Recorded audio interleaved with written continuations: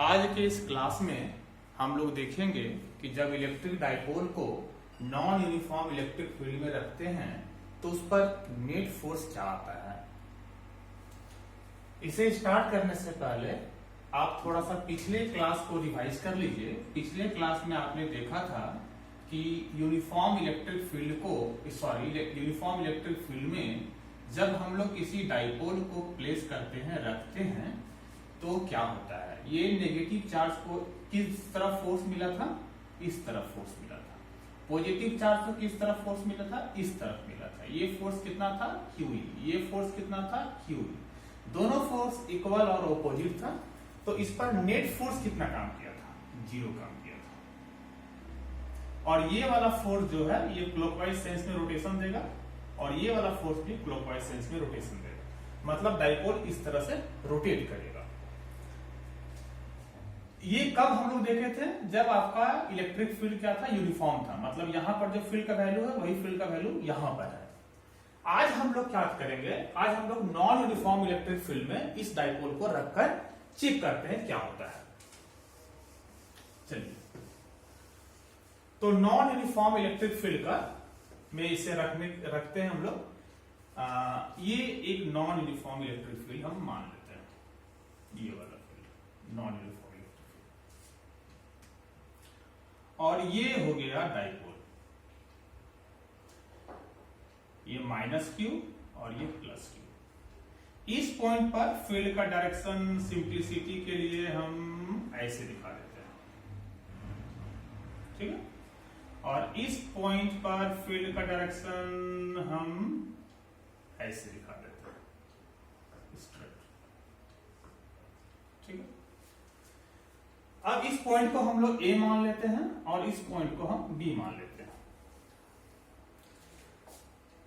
ये देखिए, यहां पर फील्ड लाइंस का डेंसिटी ज्यादा है, यहां पर कम है, यहां ज्यादा सेपरेट है, तो यहां फील्ड का वैल्यू कम होगा, यहां फील्ड का वैल्यू ज्यादा होगा, है ना। फील्ड A पर ज्यादा होगा, फील्ड B से।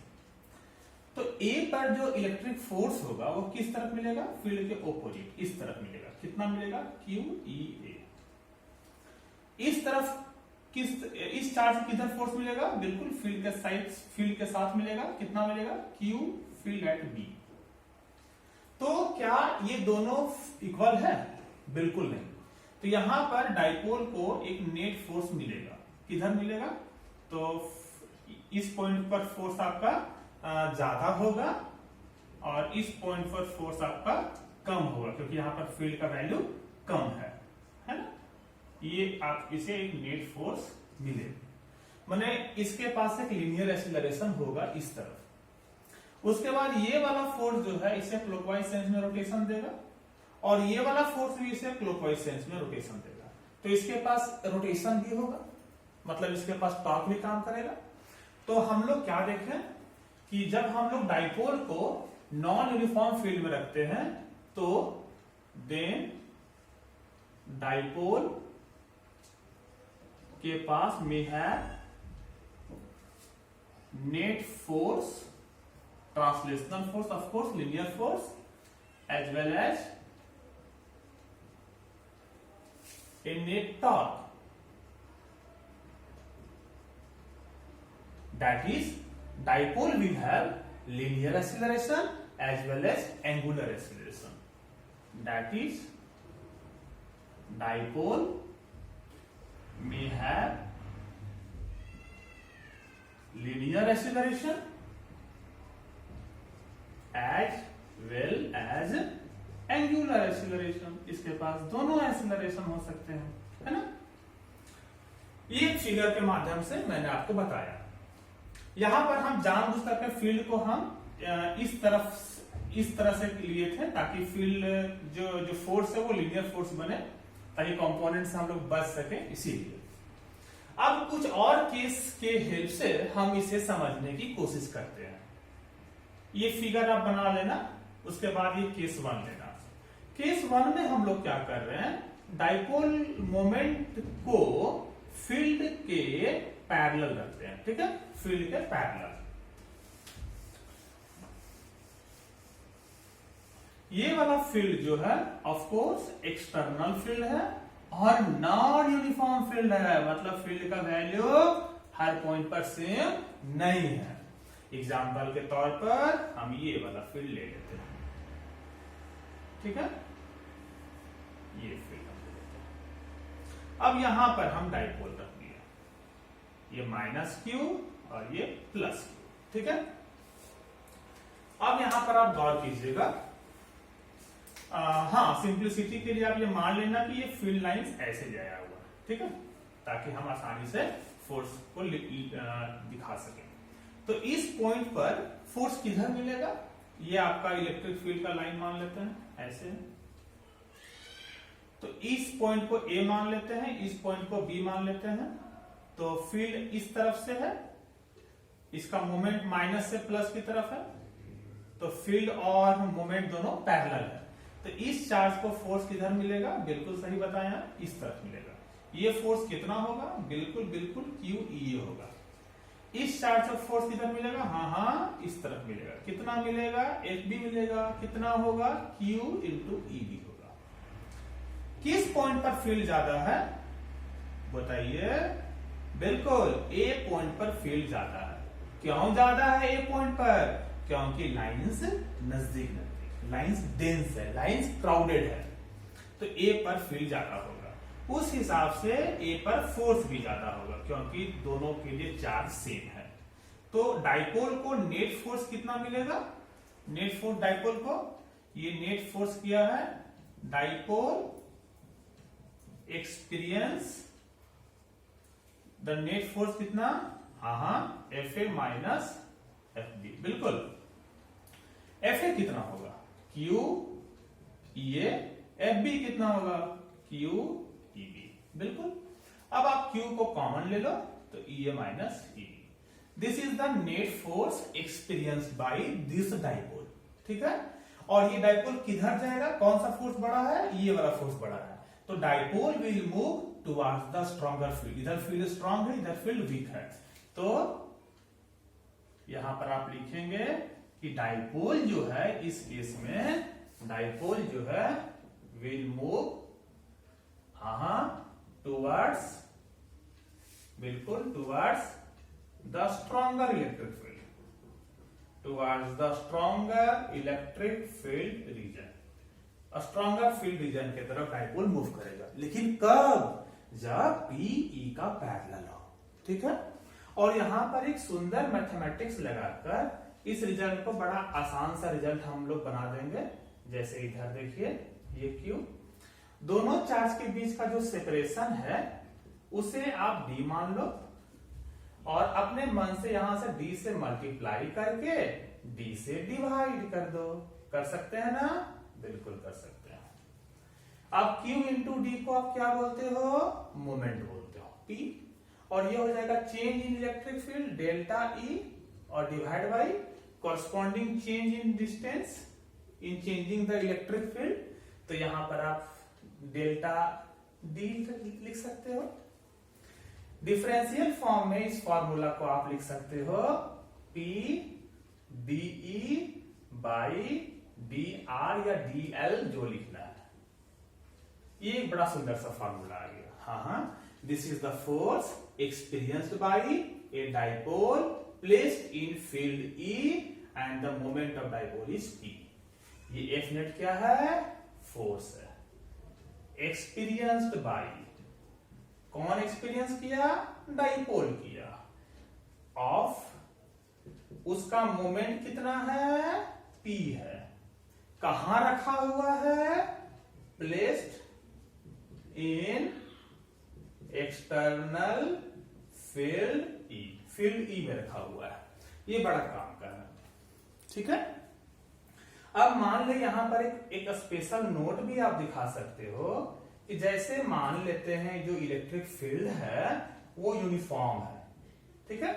तो यदि आपका इलेक्ट्रिक फील्ड कांस्टेंट है, यूनिफॉर्म है, तो इसका डिफरेंशिएशन क्या होगा, 0 होगा।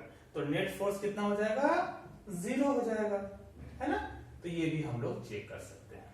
तो यहां पर एक बहुत सुंदर चीज हम लोग देखें कि जब डाइपोल को नॉन यूनिफॉर्म फील्ड में रखते हैं तो उसके पास लीनियर एक्सीलरेशन, लीनियर फोर्स भी होता है, और डाइपोल जो है फील्ड के स्ट्रॉन्ग फील्ड के रीजन की तरफ भागना चाहेगा, बशर्ते आप मोमेंट को फील्ड का पैरेलल रखें।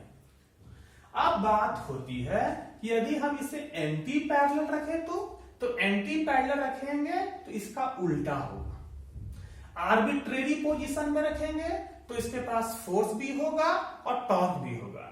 अभी इस केस में इसे टॉर्क नहीं मिल पाएगा। क्यों नहीं मिल पाएगा?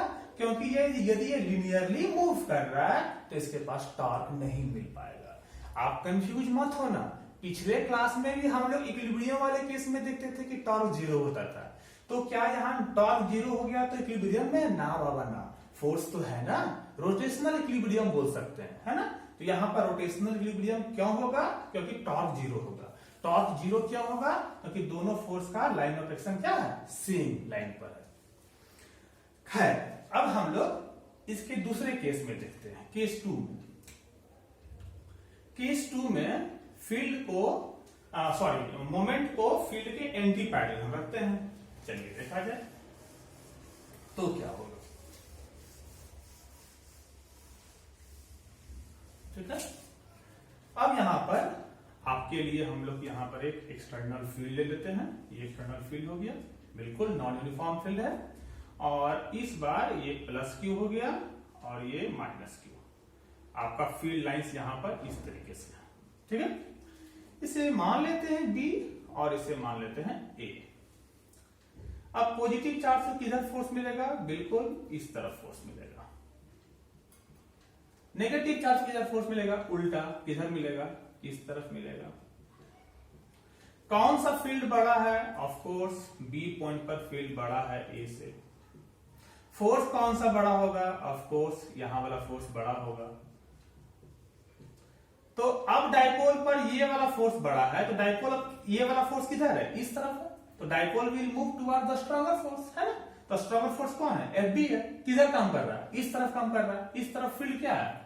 इस तरफ फील्ड आपका वीक है, इस तरफ फील्ड क्या है? स्ट्रॉन्ग है।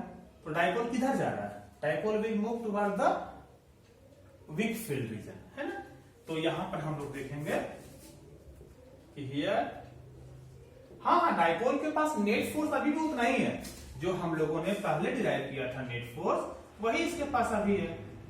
एफ बी बड़ा फोर्स है ना, F B minus F L, लेकिन एफ बी इस बार इस तरफ है। बिल्कुल आप इसे लिख सकते हैं P D E by D R. यदि डाइपोल को एक्स एक्सिस में रखेंगे तो यहाँ आप डी एक्स लिख सकते हैं, वाई में रखेंगे तो डी वाई लिखेंगे और आर्बिट्ररी आर लिखेंगे। तो यहां डाइपोल क्या कर रहा है? डाइपोल विल मूव इस तरफ towards the weaker field, weaker electric field region, है ना, स्ट्रॉन्गर से वीकर। यहां पर भी यदि दोनों line of action same line पर आ रहा है तो नेट टॉर्क यहां भी जीरो होगा। ठीक है, ठीक है। तो आप लोग समझ रहे होंगे कि नॉन यूनिफॉर्म फील्ड में नेट फोर्स जीरो नहीं होता है। ठीक है, टॉर्क जीरो हो भी सकता है, नहीं भी हो सकता है, वो डिपेंड करता है किस तरह आप डाइपोल को रखे हैं, प्लेस किए हैं। अब इस चीज को एक एग्जांपल से हम समझ सकते हैं, हमारे डेली लाइफ के एग्जांपल है। जैसे कि पिछले कई मर्तबा मैंने आप लोगों को दिखाया है कि इस मार्कर पेन को जब हम रब कर देते हैं अपने कपड़े से, तो रब करने के बाद ये टेबल पर जो पीस ऑफ पेपर है उसे ये अट्रैक्ट कर लिया। देखिए, आप देख पा रहे होंगे पीस ऑफ पेपर को। हाँ, छोटा सा एक्टिविटी है, कई मर्तबा कर लिया हम लोगों ने। तो उस चीज उसको हम यहां से भी समझ सकते हैं। तो हमारा इस एग्जांपल के हेल्प से हम समझेंगे कि हाउ डज माई पेन, ये जो पेन है चार्ज पेन, बिल्कुल my charge pen attract a small piece of paper, a small piece of paper। अब पेपर आपका क्या है? न्यूट्रल है, अनचार्ज। ठीक है, इसे समझना बिल्कुल आसान है। देखिए, ये मेरा मार्कर पेन है। ठीक है, जब हम इसे रब करते हैं तो मान लीजिए ये पॉजिटिवली चार्ज हो गया। नहीं मान सकते, नेगेटिव मान सकते हैं, दोनों मान के देखते हैं। ये पॉजिटिवली चार्ज हो गया, ये मेरा पेन। अब यहां पर हम स्मॉल पीस ऑफ पेपर को जो टेबल पर रखे थे, जैसे ही इस पेन को इसके सामने हम ले जाते हैं तो ये पेपर पहले न्यूट्रल था लेकिन अब चार्ज हो जाएगा, है ना। चार्ज कैसे होगा? ये पॉजिटिव चार्ज होने के कारण इस पेपर के जो आउटर मोस्ट सेल के इलेक्ट्रॉन्स है वो चाहेंगे पेन के पास आने के लिए, तो उसके चक्कर में हवा में तो वो आएंगे नहीं, तो वो इधर वाले सारे इलेक्ट्रॉन जो आउटर मोस्ट सेल के वो इसके नजदीक आ जाएंगे, यहाँ आ जाएंगे। इसे मैं बाहर से दिखा देता हूँ, यहाँ आ जाएंगे, बाहर हवा में नहीं आ जाएंगे, पेपर में ही रहेंगे, और यहाँ डिफिशियंसी का पॉजिटिव चार्ज डेवलप हो जाएगा। अब इस पेपर को, आप पीस ऑफ पेपर जो पहले अनचार्ज था, अभी भी इसका नेट चार्ज 0 है, लेकिन अब इसके पास एक डाइपोल इंड्यूस हो गया है। इसे हम बोलते हैं डाइपोल इंड्यूस होना या पोलराइज होना। और ये जो डाइपोल है, इसका डाइपोल मोमेंट किधर है? बिल्कुल माइनस से प्लस की ओर, माइनस से प्लस की ओर डाइपोल मोमेंट इधर है ना। और इस पेन जो पॉजिटिव चार्ज पेन है उसका फील्ड किधर है? प्लस से फील्ड निकलता है, फील्ड इधर है, ठीक है। अब आप देखो कि फील्ड और मोमेंट दोनों क्या है? पैरेलल है। तो जब दोनों पैरेलल है तो क्या होगा? तो किधर का फील्ड स्ट्रांग है? ये बेचारा छोटा सा पीस ऑफ पेपर है, इसका फील्ड तो वीक ही है, तो ये जो डाइपोल है will move toward the stronger field. किधर स्ट्रॉन्गर फील्ड है? पेन की तरफ, है ना। दिस डाइपोल विल मूव बिल्कुल towards the stronger field, stronger electric field. क्यों स्ट्रॉन्गर फील्ड की तरफ मूव करेगा? अभी आपने देखा ना कि जब E पैरेलल टू P होता है तो डाइपोल स्ट्रॉन्गर फील्ड की तरफ मूव करता है। यदि आप इस मार्कर पेन को नेगेटिवली चार्ज कर दोगे, ठीक है, नेगेटिवली चार्ज कर दो, ये नेगेटिवली चार्ज, ये पीस ऑफ पेपर पहले न्यूट्रल था, जैसे इसके पास हम ले जाते हैं तो सारे इलेक्ट्रॉन डर जाते हैं, कह रहे बहुत सारा इलेक्ट्रॉन्स मेरे पास आ रहा है, हम उससे दूर जाएंगे, तो ये रिपल्सन के कारण दूर होना चाहते हैं, तो हवा में तो जाएंगे नहीं, तो ये कागज पर ही जो मैक्सिमम जो दूर का सरफेस पॉसिबल है वहां चले जाएंगे। उसे हम इस तरफ दिखा देते हैं। अब इस तरफ नजदीक वाले पोर्शन में तो डिफिशियंसी होगा, तो उसे हम पॉजिटिव चार्ज से दिखा देते हैं। अब इसमें फिर डाइपोल इंड्यूस हो गया ना, पोलराइज हो गया, किधर मोमेंट होगा? माइनस से प्लस की ओर, बिल्कुल ये मोमेंट ऐसे हो गया। अब इस पर फील्ड किधर होगा? माइनस चार्ज पॉजिटिव को बुलाता है, तो इस पर इलेक्ट्रिक फील्ड इधर है। आप कंफ्यूज तो नहीं हो रहे? हाँ। तो यहां पर भी E पैरेलल टू P है, तो this dipole will move towards the stronger field, इसीलिए इस पर चिपक जाता है। आप समझ पाए? ठीक है, ये होप ये आप समझ गए होंगे इस टॉपिक के हिसाब से ये कैसे हो रहा है।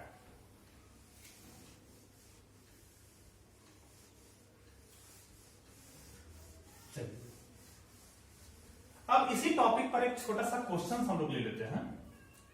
ये क्यों है, इसे मिटा देता हूं। एक छोटा सा क्वेश्चन है।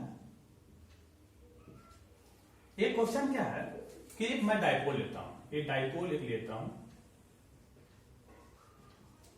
और उसका जो डाइपोल मोमेंट है वो P मान लेता हूं, वो आपको दे देता हूं P इक्वल टू मान लीजिए PI, उसे कहीं रख देता हूं प्लेस्ड किसी पर्टिकुलर पॉइंट पर एट पॉइंट XY, मान लेता हूं पॉइंट XY पर रख दिया। और उस फील्ड में जो इलेक्ट्रिक फील्ड है वो नॉन यूनिफॉर्म फील्ड है। द इलेक्ट्रिक फील्ड जो है इन द रीजन, उस फील्ड को आप कुछ मान लो, E इक्वल टू कुछ भी मान लो 4x² yi plus 3y² xj, ये फील्ड हो गया उस रीजन का, ठीक है। तो इस डाइपोल को कितना फोर्स मिलेगा? Find the force experience by this dipole, कितना फोर्स मिलेगा दिस डाइपोल।